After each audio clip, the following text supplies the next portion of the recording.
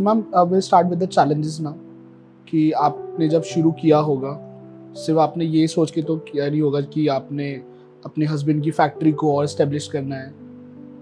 आपने जब एक टाइम आपने लगा होगा कि अच्छा मेरे से दीवारें बात कर रही है, मुझे इस फील्ड में जाना है, आई थिंक समथिंग मेरी कॉल कहीं से कनेक्ट हो रही है, this is my calling, I have to start this. तो क्या चैलेंजेस आपकी लाइफ में रहे जब आपने चीज़ शुरू करी? एक हो गया कि आपने माइंडसेट बनाया कि मुझे इसी कोई चीज़ करनी चाहिए to help my husband, right, लेकिन जब आपने जैसा प्रोफेशन चूज किया होगा या फिर स्टार्ट किया होगा, लोगों ने कुछ बोला होगा कि क्या बेवकूफ़ी, ऐसा कभी होता है, दीवारें कभी बात करती हैं, एड थोड़ी ना चल रहा है। सो क्या चैलेंजेस रहे आपकी लाइफ में उसके अंदर?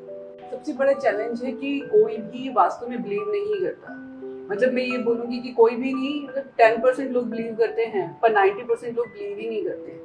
उनका कहना है कि वास्तु कुछ है ही नहीं, क्योंकि हमें तो पता ही नहीं है, हमारी तो लाइफ सही चल रही थी, या हम तो हमारे पेरेंट्स भी बिना वास्तु के रहे हैं, तो अब अचानक से इसकी क्या जरूरत आ गई।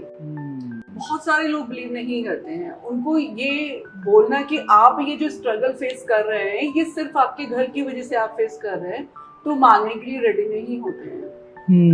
तो बहुत ज्यादा ये गैप है। दूसरा क्या है, दूसरा चैलेंज है कि जो कन्वेंशनल वास्तु करते हैं, जो 4 और 8 दिशाओं का सिर्फ कहीं भी स्पेस में खड़े होके कंपास खोल के बता देते हैं, इस डायरेक्शन में आप बेडरूम बना लीजिए, इस डायरेक्शन में आप किचन बना लीजिए, यहाँ से आप दरवाजा निकाल लीजिए, बस हो गया आपके घर का वास्तु। तो वो बेसिक वास्तु करा के लोग बहुत खुश हैं, क्योंकि उनको क्या उसमें ज्यादा एफर्ट्स नहीं लगाने पड़ते, वो पैसे भी ज्यादा नहीं लेते हैं और काम भी ज्यादा नहीं बताते हैं। बस आपको कुछ बाई चांस आपका यहाँ किचन बनाने का मन था, यहाँ बेडरूम बनाने का मन था, तो आप अब यहाँ बेडरूम बना लेंगे, वहाँ किचन बना लेंगे, कोई बड़ा काम नहीं है। लेकिन आप ये समझना पड़ेगा कि किसी भी चीज का कोई शॉर्टकट नहीं होता है। अगर आपको आगे बढ़ना है, अगर आपको अपने स्ट्रगल कम करने हैं, तो आपको चीजों को जैसे वो हैं वैसे ही लेना पड़ेगा। इनका कोई शॉर्टकट नहीं है कि अच्छा वो जो है वो वास्तु वाला सस्ता भी है और रेमेडीज भी उसकी सिंपल है, तो उसी से करा लेते हैं। क्या वो रिजल्ट दे पाएगा? क्यों आपके बेटे को जॉब नहीं मिल रही है? क्या ये स्ट्रगल काफी नहीं है ये बताने के लिए कि आपके घर में वास्तु नहीं हुआ हुआ है, या जिसको आप वास्तु मान रहे हैं वो वास्तु नहीं है? तो अगर आप इस तरह के स्ट्रगल फेस कर रहे हैं, आप अपनी विशेस फुलफिल नहीं कर पा रहे हैं, तो कहीं ना कहीं कुछ आपके घर में ही गलत हुआ हुआ है। जब आप वो घर में ठीक करेंगे तो ये चीजें भी ठीक हो जाएंगी। ओके, सो आपने आपके ऑब्वियसली आपके घर में और भी लोग रहे होंगे एक्सेप्ट योर हस्बैंड, तो उनका रिएक्शन कैसा था? आपने बोला कि I want to start such thing. मेरे घर में, मेरी फैमिली में सभी मुझे बहुत मोटिवेट करते हैं और 100% सब रिजल्ट ले चुके हैं। सबको पता है कि ये चीजें वर्क करती हैं, तो उन्होंने मुझे पुश किया कि आपको अब ये सबके लिए करना चाहिए, क्योंकि यहाँ पर इस तरह से करने वाला कोई भी नहीं है। हमें पता है कि काफी लोग आप में बिलीव नहीं करेंगे, पर जो थोड़े बहुत हैं और जो बिलीव करते हैं इस सिस्टम में और जो ठीक होना चाहते हैं, हमारी तरह स्ट्रगल से बाहर आना चाहते हैं, एटलीस्ट हम उनकी तो हेल्प कर पाएंगे। तो और कई बार क्या होता है ना, बिलीव करना और नहीं करने में बहुत बड़ा एक गैप होता है कि हमें नॉलेज नहीं होती, हमें सही चीज का पता नहीं होता कि हम इसमें जिस पे बिलीव कर रहे हैं वो सही है कि नहीं है, और जिस पर हम बिलीव नहीं कर रहे हैं कि वो कितनी गलत है या कितनी सही है। हम उन दोनों चीजों में बहुत कम लोग होते हैं कि जो आगे बढ़ के समझना चाहते हैं या सीखना चाहते हैं या सुनना चाहते हैं किसी को, और जो ये कर लेते हैं वो आगे पहुंच जाते हैं, क्योंकि उनको पता चल जाता है कि सही क्या है और गलत क्या है। एक बार की बात है, मेरा खुद का बेटा हॉस्पिटलाइज था। एक बार की बात है, मेरा बेटा कॉलेज में था और वो जयपुर में था, हम लोग काफी दूर थे उससे, और उसकी तबीयत खराब हुई और उसको हॉस्पिटल में एडमिट होना पड़ा। वहाँ उसके पेट में बहुत अचानक से कुछ दर्द उठा, तो वहाँ पर डॉक्टर ने उसको अल्ट्रासाउंड, MRI, CT स्कैन सब कुछ किया, पर डॉक्टर्स को समझ नहीं आ रहा था कि हो क्या रहा है और क्यों हो रहा है। और इतनी तेज पेन था कि उसके लिए मतलब अनबियरेबल था। वहाँ पर उसको ड्रिप में उन्होंने काफी पेन किलर दिए। 3 दिन तक वो बच्चा तड़पता रहा। मैं उसके पास नहीं पहुँच पाई क्योंकि काफी दूर था और मेरे हस्बैंड भी बाहर गए हुए थे।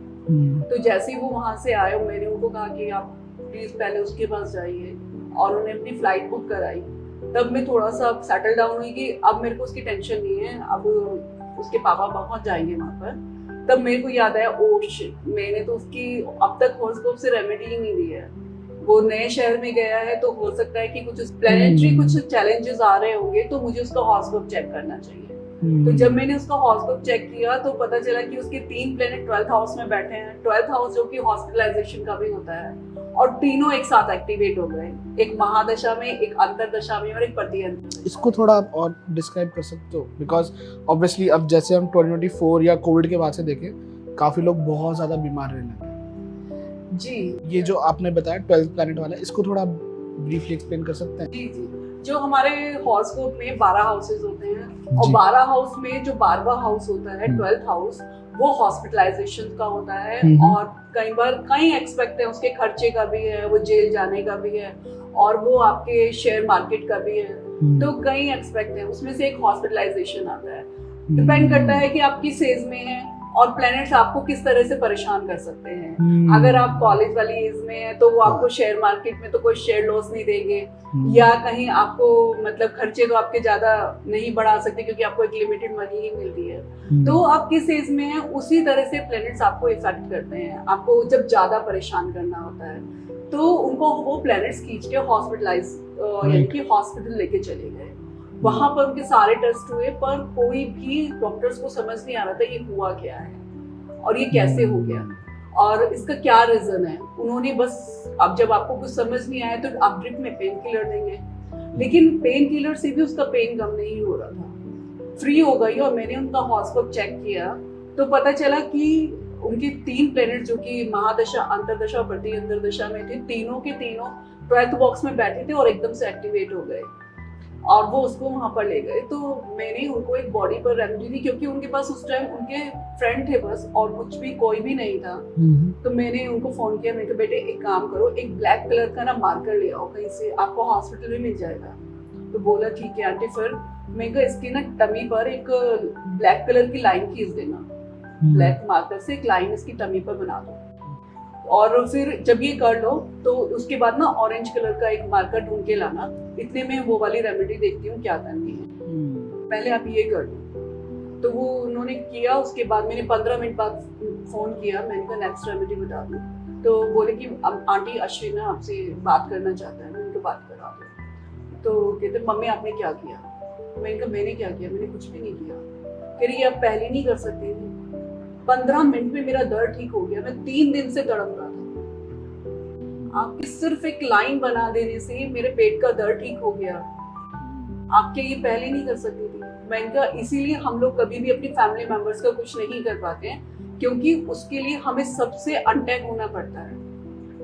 मेरे इमोशंस तुम्हारे साथ बहुत ज्यादा जुड़ गए थे कि तुम परेशान हो, मैं पहुंच नहीं पा रही। तो वो लाइन किस चीज की थी? मतलब ब्लैक मार्कर से सिर्फ हमने एक सैटर्न को एक्टिवेट किया था वहां पर, सैटर्न प्लैनेट। सैटर्न प्लैनेट, क्योंकि वो जहां पर एक्टिवेट था वहां पर एक्टिवेशन से हॉस्पिटलाइजेशन हो रहा था उनका, तो उसको वहां एक्टिवेट किया था जहां पर उनका पॉजिटिव इम्पैक्ट आ रहा था। राइट। तो फिर उसके बाद ऑरेंज कलर की रेमेडी जब उनके की गई तो डॉक्टर बोले कि अच्छा ये मम्मी ने बनाया होगा धागा, इसी से ठीक हुआ है। तो ये चीजें इस तरह से वर्क करती है।